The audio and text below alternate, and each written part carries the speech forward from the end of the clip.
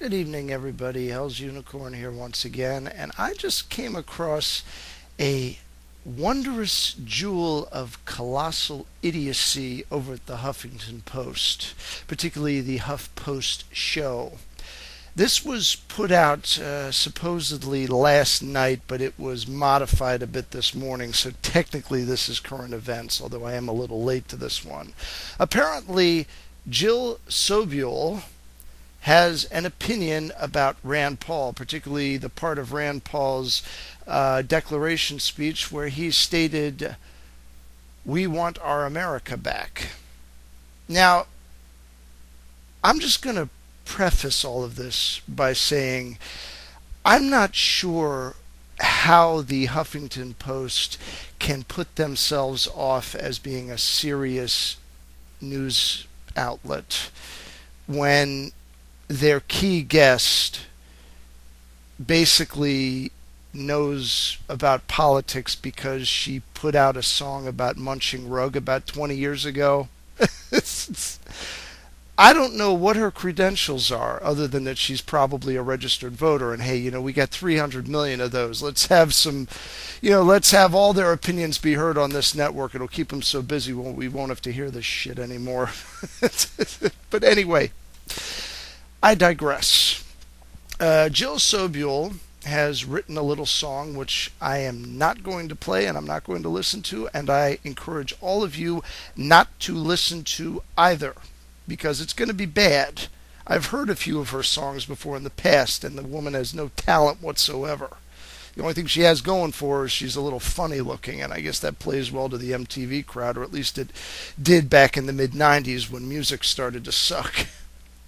So, her basic premise behind her song is when she hears Rand Paul say, "When they say we want our country, America back, what the fuck do you mean?" Well, allow me to help you with this a little bit, Jill.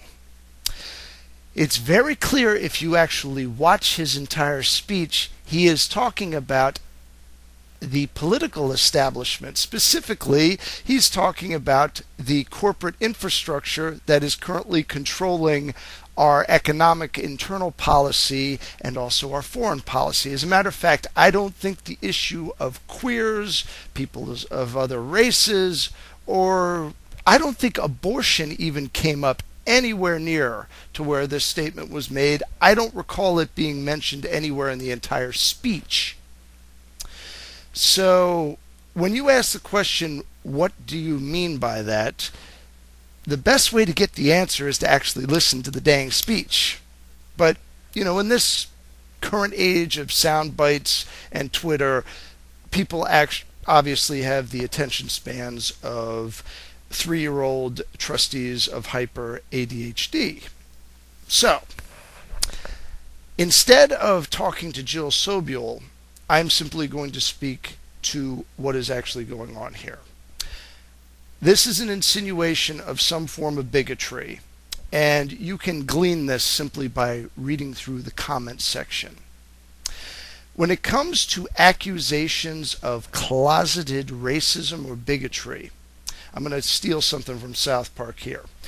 The people pushing this are either lying or stupid.